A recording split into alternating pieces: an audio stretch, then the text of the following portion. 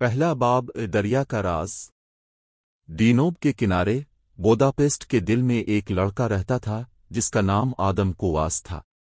وہ 12 سال کا تھا، آنکھوں میں سوالوں کی چمک اور ذہن میں خوابوں کا سمندر۔ اس کی ماں اکثر کہا کرتی، آدم، تمہارے خیالات تمہارے جسم سے بھی بڑے ہیں۔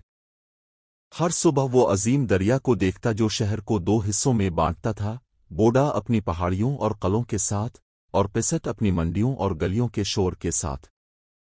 آدم چاہتا تھا کہ ان گلیوں سے آگے کی دنیا دیکھے، ان کہانیوں کو چھوئے جو ابھی تک صرف اس کے خوابوں میں تھیں۔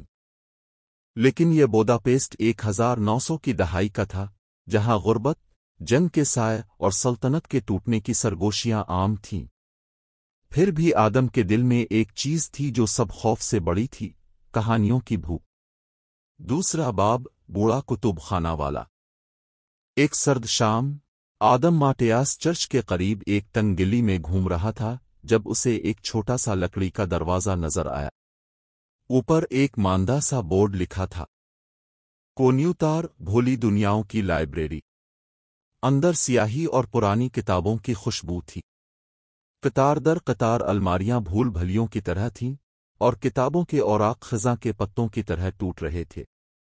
کاؤنٹر پر ایک بوڑھا آدمی بیٹھا تھا جس کی آنکھیں نیلی اور بال چاندی جیسے۔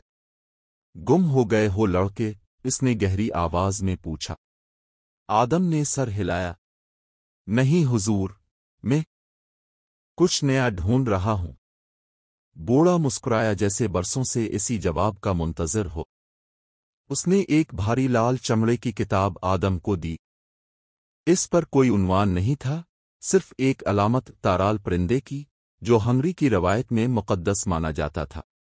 لے جاؤ، بوڑھے نے سرگوشی کی، لیکن یاد رکھو کہانیاں اپنے قاری کو خود چنتی ہے۔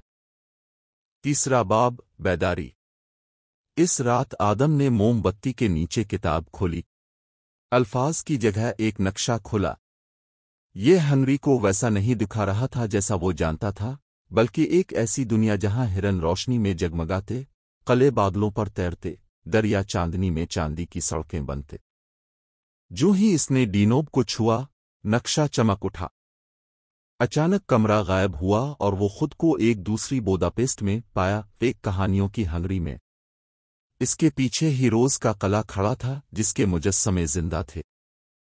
سامنے ڈینوب چمک رہا تھا اور آسمان میں ایک دیو ہیکل پرندہ تارال پروں کو پھیلائے اتر رہا تھا۔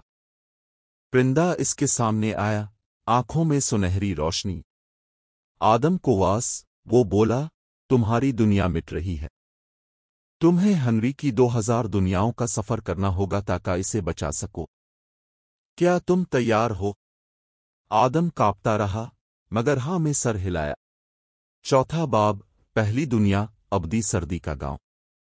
تارال پرندہ اسے طوفانی آسمانوں سے لے گیا اور وہ ایک ایسے گاؤں میں اترے جو برف میں دفن تھا۔ لوگ حرکت نہیں کرتے تھے، جیسے وقت رک گیا ہو۔ ایک لڑکی، جو اس کی ہم عمر تھی اور سفید فر میں لپٹی ہوئی، اس کے پاس آئی۔ میرا نام ایلونا ہے، وہ بولی۔ ہمارا گاؤں 100 سال سے منجمد ہے۔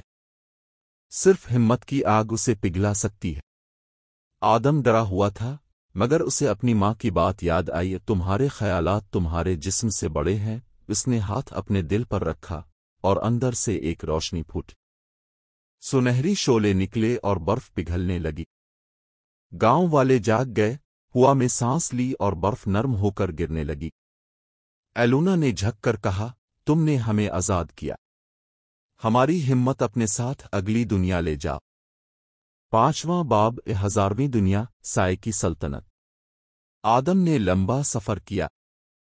اس نے جنگلوں میں چلتے درخت دیکھے، ندیوں کے نغمے سنے، صحراؤں کے سرابوں کو حقیقت بنتے دیکھا۔ ہر دنیا نے اسے آزمایا، ہمت، رحم، صبر، دانش۔ جب وہ 1000ویں دنیا پہنچا تو وہ بچہ نہیں رہا تھا بلکہ ایک چھوٹا سا ہیرو بن چکا تھا۔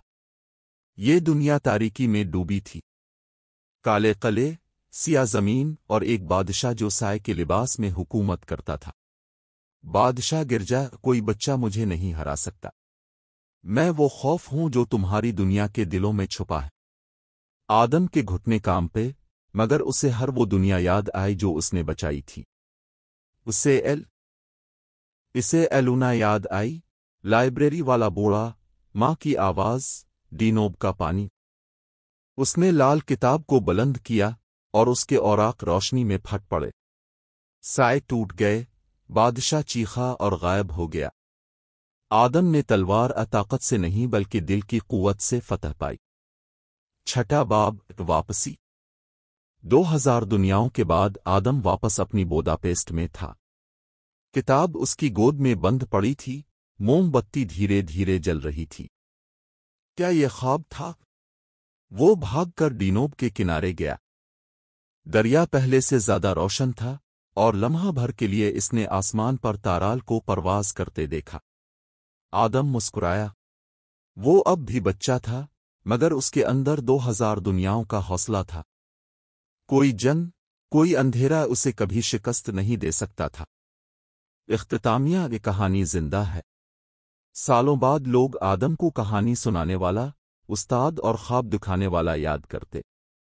बच्चे इसकी दास्तानें सुनाते और कभी कभी सर्द रातों में कहते कि उन्होंने बुदापेस्ट के आसमान पर एक बड़ा परिंदा उड़ते देखा है, हंगरी की रूह की हिफाजत करता हुआ। और कहीं एक छपी लाइब्रेरी में वही बूढ़ा कुतुब खाना वाला बैठा था, लाल किताब अगले बच्चे के इंतजार में जो ख्वाब देखने की हिम्मत करे।